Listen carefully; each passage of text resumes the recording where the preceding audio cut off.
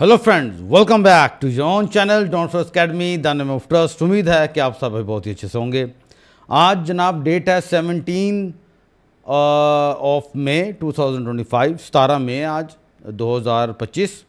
और अगेन हम गोल्ड को नेक्स्ट वीक के लिए एनालाइज करेंगे और देखेंगे कि नेक्स्ट वीक में गोल्ड हमें क्या अपॉर्चुनिटी दे सकता है, जिसको अवेल करके हम एक हैंडसम प्रॉफिट नेक्स्ट वीक में जनरेट कर सकते हैं।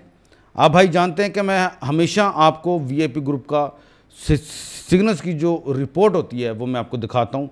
लास्ट वीक मैं बना नहीं था पाया, वो ना मैंने वैसे भी पब्लिक नहीं की, वो मैं वैसे भी यहाँ पे आपको दिखा नहीं पाया, लेकिन हम ओवरऑल लास्ट वीक में एक रीज़नेबल मुनाफे में थे।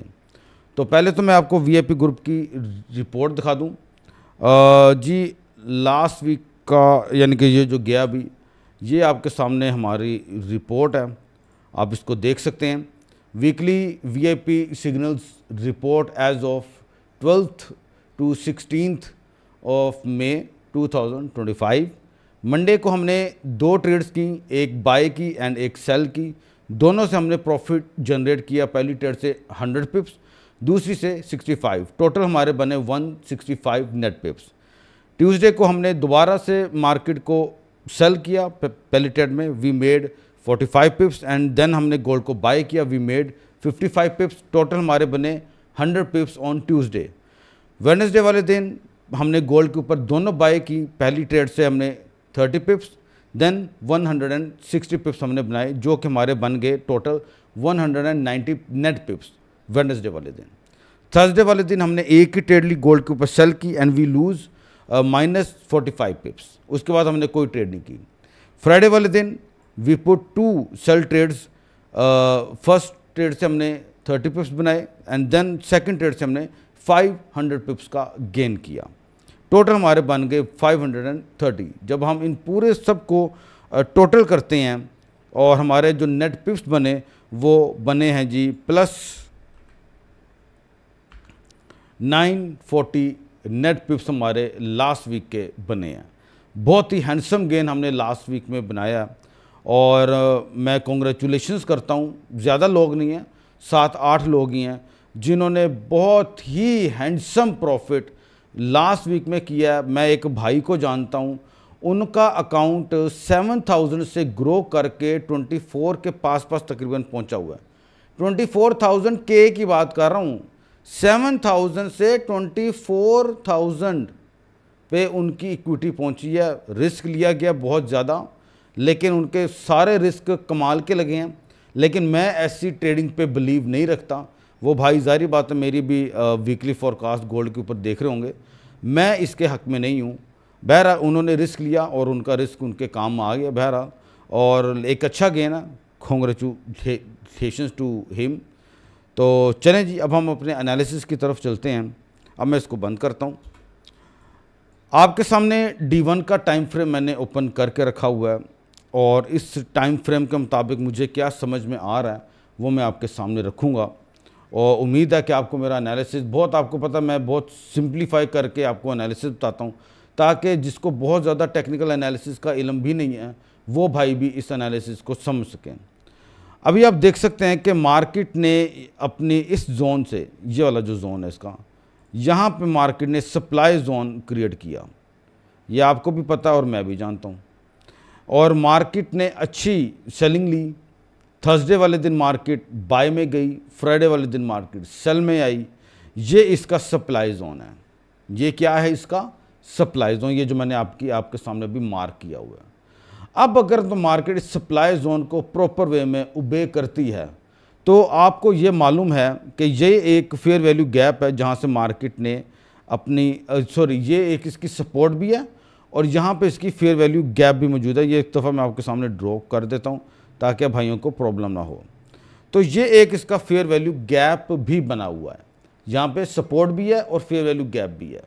अच्छा, ये हमें समझ लग गई है कि यहाँ पे सपोर्ट है और फेयर वैल्यू गैप है, जहाँ से मार्केट ने सपोर्ट ली और मार्केट राइज हुई। और फ्राइडे वाले दिन अगेन मार्केट इसकी फॉलिंग में आई। अब यहाँ पे एक और डेवलपमेंट मैं आपको, ये तो मैंने बता दिया कि यहाँ पे क्या है सप्लाई। अब मैं इसी चीज़ को उठा के मैं यहाँ पे लेके जाना चाहूँगा और ये एक चीज़ मैं ड्रॉ करता हूँ। आप भाइयों को और इसकी समझ आएगी कि ये क्या है। ये अब आपका एक और फेयर वैल्यू गैप यहाँ पर मौजूद है, ठीक है। अब ये एक फेयर वैल्यू गैप है जो कि मार्केट को सेलिंग में लाने की थोड़ी बहुत हेल्प आउट कर सकता है। अगर तो मार्केट इसको सही तरीके से उबे कर लेता है, यानी कि आप देखें कि मार्केट इस तरीके से गई ऊपर, और अगर इस जोन में आके मार्केट अपनी रिजेक्शन अगर कर देती है तो गोल्ड आपका फर्दर फॉलिंग की तरफ मूव ऑन हो सकता है टू दिस लेवल। अब ये लेवल क्यों? ये लेवल इसलिए, सेम यही सिनेरियो आपको यहाँ पे भी देखने को अब मिलेगा। ये वाला जो था सिनेरियो कि मार्केट ने यहाँ से सपोर्ट ली, ऊपर गई, अगर तो इस जोन से हमें रिजेक्शन मिलती है तो मार्केट आपकी दोबारा फॉल कर सकती है टू 3057, या आप इसको 3065 भी कह सकते हैं, 3065। अगर मार्केट यहाँ से अपनी रिजेक्शन करती है, एन मुमकिन है कि मार्केट यहाँ से ना जाए और मार्केट सीधी इसी तरीके से डाउन साइड में भी फॉल कर जाए, ये भी मुमकिन हो सकता है। ठीक हो गया। अच्छा, एक चीज़ हमने यहाँ पे ऑब्जर्व कर ली, हमने यहाँ पे D1 का अभी मैं एनालिसिस कर रहा हूँ आपके साथ, अभी मैं एनालिसिस आपके साथ D1 का कर रहा हूँ। ये हमने ऑब्जर्व किया है सेल साइड को कि अगर मार्केट सेलिंग में जाती है तो क्या हो सकता है, वो हमने इसको डिस्कस कर लिया। मान लेते हैं मार्केट सेल में नहीं जाती, देन हम क्या इससे एक्सपेक्ट कर सकते हैं? अगर मार्केट इसी तरीके से राइज कर जाती है अपर साइड में, ठीक है, और इस फेयर वैल्यू गैप को मार्केट रिजेक्ट कर देती है, तो ये एक सप्लाई जोन यहाँ पर भी आपके सामने मौजूद है, तो मार्केट यहाँ तक भी इसकी जा सकती है, और इस सप्लाई ये जो इसका फेयर वैल्यू गैप बना है, यहाँ से आके मार्केट अपनी सपोर्ट लेके दोबारा राइज कर सकती है। ठीक है, ये मैं इसको हाईलाइट कर देता हूँ भाइयों के सामने, ये लेवल। ठीक है, अगर मार्केट इसका मोमेंटम कंटिन्यू करती है बाय का, और इस फेयर वैल्यू गैप को मार्केट उबे नहीं करती, इसको ब्रेकआउट कर देती है, तो ये एक सप्लाई जोन है, यहाँ से मार्केट अपनी रिजेक्शन कर सकती है, और इसी फेयर वैल्यू गैप से यहाँ से दोबारा अपना बाय का मोमेंटम मार्केट ले भी सकती है फॉर ऑल टाइम हाई के लिए। अभी जो फंडामेंटल्स हमारे सामने बने हुए हैं वो सेल की तरफ ज़्यादा फोकस कर रहे हैं, फंडामेंटल्स। और अगर आप टेक्निकली भी देखें तो हमारे सामने सेल का सेटअप भी मौजूद है। ठीक हो गया, मैंने आपको D1 के मुताबिक बाय और सेल दोनों मैंने आपको एक्सप्लेन कर दिए हैं। अब मैं आपको लेकर जाना चाहूँगा H4 के टाइम फ्रेम पे, ताकि हम उसको भी ज़रा थोड़ा सा एनालाइज करें और उसको ज़रा थोड़ा सा हम अंडरस्टैंड करते हैं कि मार्केट यहाँ पे क्या कर सकती है। अगर आप जब आप आते हैं H4 पे, तो आप देखें, मैं आपके सामने ट्रेंड लाइन ड्रॉ कर रहा हूँ, आप ये देखें ज़रा, बड़ी ज़बरदस्त तरीके से मार्केट ने अपनी यहाँ पे एक सपोर्ट जो है वो ली है ऑन ट्रेंड लाइन। मार्केट ने इस ट्रेंड लाइन को ब्रेकआउट किया, ये जो मैं आपके सामने ट्रेंड लाइन ड्रॉ किया, मार्केट ने इसको ब्रेकआउट किया और मार्केट ने इस जोन से अपनी रिजेक्शन की और मार्केट फॉल हुई। इसी ट्रेंड लाइन पे आकर मार्केट ने अपनी रिजेक्शन की है, और अगली कैंडल ने इसको कंफर्म किया है रिजेक्शन को कि डाउन ट्रेंड अभी ज़रा थोड़ा सा कम है, तो मार्केट ऊपर जा सकती है। प्लस यहाँ पर ही आपको फेयर वैल्यू गैप भी ये देखें आपको मिल रहा है, जहाँ से मार्केट ने अपनी सपोर्ट लेके ऊपर की तरफ मूव ऑन हुई है। अब यहाँ पे आप देखें, मैं ज़रा इन चीज़ों को ज़रा थोड़ा सा बंद करूँगा। अब आप यहाँ पे देखें, यहाँ पे एक चीज़ है, यहाँ पे आपके सामने एक फेयर वैल्यू गैप है जो अभी तक वैलिड नहीं हुआ, अभी तक वो इनवैलिड ही पड़ा हुआ है, जिसको अभी तक मार्केट ने मिटिगेट नहीं किया। वो आपके सामने ये है। एन मुमकिन हो सकता है कि मार्केट अब अपनी यहाँ से सपोर्ट लेके राइज करे और इस जोन में जाके मार्केट अपनी रिजेक्शन करे, और अगेन मार्केट जो है वो फर्दर इस जोन तक आपकी फॉल कर जाए। ये सिनेरियो आपके सामने बन सकता है। अब ये तमाम चीज़ें जो हैं यहाँ पे मैंने, अच्छा, H4 पे जो मुझे समझ आ रहा है वो ज़्यादातर सेल का सेटअप समझ में आ रहा है। D1 पे हमें सेल और बाय दोनों हमने देख लिए हैं। अगर आपको H4 पे अगर आपको इस जोन में रिजेक्शन मिलती है तो आपको D1 को भी कंपेयर करना है। ठीक है, D1 को भी कंपेयर करना है, और फिर आप इसके ऊपर एक सेल का सेटअप ले सकते हो टू वर्ड 3065। बहुत ही सिंप्लीफाई मैंने आपको एनालिसिस करके दिया मेरे भाई, इसमें कोई इधर उधर की रॉकेट साइंस मैंने नहीं लगाई। मैं चाहूँ तो इसको कॉम्प्लिकेटेड भी बहुत बना सकता हूँ, फ़ायदा कोई नहीं है यार।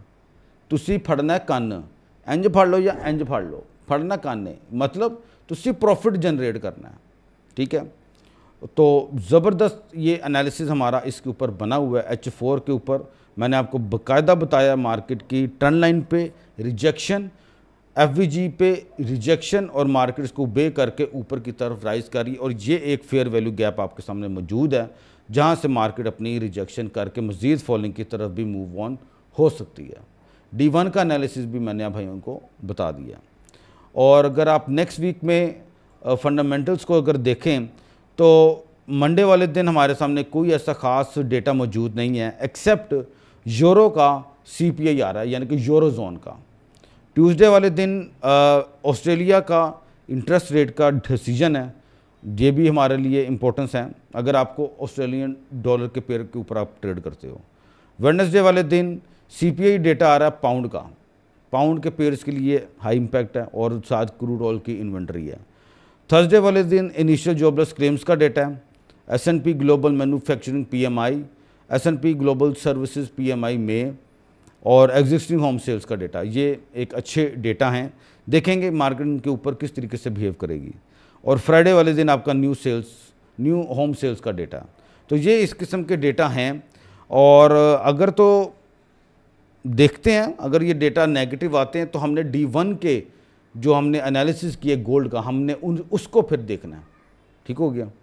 तो उम्मीद है कि आप भाइयों को मेरा एनालिसिस बहुत ही सिंपल वे में और एक विद लॉजिक मैंने आपको एक्सप्लेन कर दिया। आई होप कि आप भाइयों को समझ में ज़रूर आया होगा। जो भाई मेरे VIP ग्रुप में ऐड होना चाहते हैं वो मेरे से व्हाट्सएप पे या टेलीग्राम पर रब्ता कर लें, मैं आपको अपने VIP ग्रुप में ऐड कर लूँगा। टर्म्स एंड कंडीशन अप्लाई होंगी। VIP ग्रुप मेरा फ्री ऑफ कॉस्ट है। अगर आप मेरे साथ अपना अकाउंट बनाते हैं, साफ साफ बोलूँगा, अगर आप मेरे साथ अपना अकाउंट नहीं बनाते देन यू हैव टू पे मंथली फ़ी। अगर आप मुझे फिर भी ज्वाइन करना चाहते हैं, बेटर ये रहेगा, बेटर ऑप्शन ये है कि आप मेरे साथ काम करें, ठीक है, ताकि आप मेरा VIP ग्रुप फ्री में इंजॉय करें, ठीक है जी। अपनी दुआ में याद रखें मेरे भाई, मंडे को लाइव स्ट्रीमिंग में दोबारा मुलाकात होती है। अल्लाह हाफिज़।